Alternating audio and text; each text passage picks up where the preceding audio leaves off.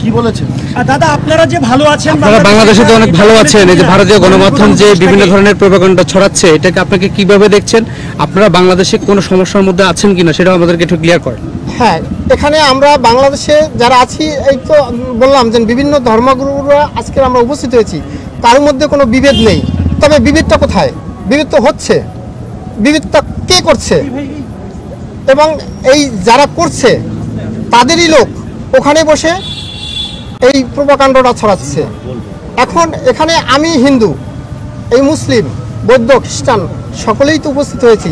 কারোর মধ্যে তো ফাটল নেই, কারোর মধ্যে বিভেদ নেই, সকলের লক্ষ্য কিন্তু এক জায়গায়। কিন্তু আমাদের মধ্যে ঢুকে একটা বিশৃঙ্খলা তৈরি করে বিদেশে সেটাকে যদি একটা খারাপ কিছু তৈরি করে তাদের স্বার্থ হাসিল করে, এটা আমরা চাই না। এটা হলো বাংলাদেশ, আমরা বাংলাদেশের সকল জাতিরাই সমানভাবে বাঁচতে চাই এবং বেঁচে আছি, কোনো তো সমস্যা নেই। কিন্তু সেখানে বিশৃঙ্খলা কেন?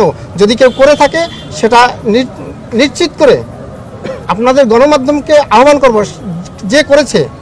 হ্যাঁ, আমাদের এক ভাইকে মেরেছে, কিন্তু এই ভাইকে কে মেরেছে তাকে খুঁজতে হবে। এখন ওই এক ব্যক্তি, সে কি আমি হিন্দু না মুসলিম না সেটা দুষ্ট, সেইটাকে খুঁজে বের করে আমরা আমাদের শাসন চালাবো। কিন্তু এইটাকে পুঁজি করে বাহিরে গিয়ে বাহিরের রাষ্ট্র আমাদের উপরে একটা মানে কি বলে মাছের আদারির মতো হিন্দুদের উপরে একটা চড়াও থিয়া সে একটা বড় কিছু তৈরি করে নিল। এটা আমরা চাই না। আমরা এখানে সবাই হিন্দু মুসলিম ভাই ভাই সমানভাবে বেঁচে থাকতে চাই এবং সকলের সমান অধিকার। এটাই আপনারাও আমাদেরকে সহযোগিতা করবেন, যেন আমরাও কখনো কোনো সময় কারু কাছে কারু মাধ্যমে যেন নির্যাতিত না হই। এবং যদি কেউ করে তাকে আপনারা তুলে ধরেন, তার বিচার করেন। তবে আর আমরা এই যে তারা যে হাসিলটা করছে এই সুযোগটাও পাবে না, হাসিলও তারা করতে পারবে না। কামাল গারো পুরোহিত, আজকে আমরা প্রধান উপদেষ্টাদের যে আলাপ করেছি, যে সমস্যাগুলি আমরা ঐক্যবদ্ধ হয়েছি। যে মিডিয়ায় অপপ্রচার চালাচ্ছে তাদের আমরা প্রতিরোধ করব।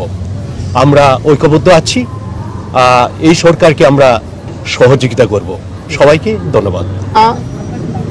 আমার নাম অবিনাশ মিত্র, রমনা শ্রী শ্রী হরিচাঁদ মন্দির ধর্ম সহ সম্পাদক। আজকের আমরা দীর্ঘ সময় ধরে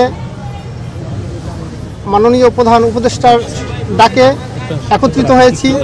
বিভিন্ন ধর্মের ধর্মগুরুরা উপস্থিত হয়েছেন এবং সেই উপস্থিতিতে বিভিন্ন রকমের কথা হয়েছে এবং আমাদের কথাগুলো ধৈর্যের সহিত সকল উপদেষ্টারা শুনেছেন এবং আমাদের যে দুঃখ কষ্ট সকলের কথাই শুনেছেন। আরো বিশেষ করে আমাদের ভালো লাগতেছে যে মাননীয় প্রধান উপদেষ্টা আমাদের সকলের কথাই ধৈর্যের সহিত শ্রবণ করেছেন এবং সে সেইভাবেই আগাবেন, এটা আমাদের বিশ্বাস।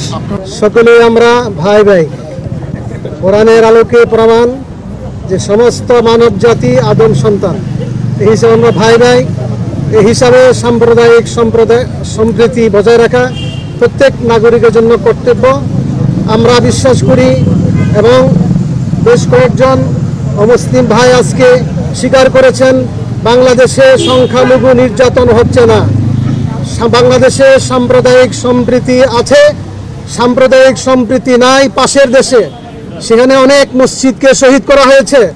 আমাদের বাংলাদেশে একজন মুসলিমকে অমুসলিম কর্তৃক নির্মমভাবে প্রকাশ্যে দিবালোকে হত্যা করার পরে বাংলাদেশ শান্ত, কোনো দাঙ্গা হয় নাই, কোনো অঘটন ঘটে নাই। ফরিদপুরের মধুখালীতে হিন্দু সম্প্রদায়ের কর্তৃক আমাদের দুইজন হাফেজ ছাত্রকে হত্যা করা হয়েছে, তারপরেও কোনো বাংলাদেশে সাম্প্রদায়িক দাঙ্গা হয় নাই। আমরা এটা পরে বিশ্বাস করি। আমরা যে কোনো সময় আশঙ্কা বোধ করি, আমরা অমুসলিম ভাইদেরকে পাহারা দেই, তাদের মন্দিরকে পাহারা দেই। আমরা সাংবাদিক ভাইদেরকে সহযোগিতা চাইব বাংলাদেশের সাম্প্রদায়িক সম্প্রীতি প্রচার করার জন্য। এবং সাথে সাথে আমরা বলে আসছি, আমরা সকলেই দেশের স্বার্থে ঐক্যবদ্ধ আছি। সকলে মিলে দেশের বিরুদ্ধে যারাই ষড়যন্ত্র করবে তাদেরকে ঐক্যবদ্ধভাবে কঠিন হস্তে দমন করবো ইনশাআল্লাহ।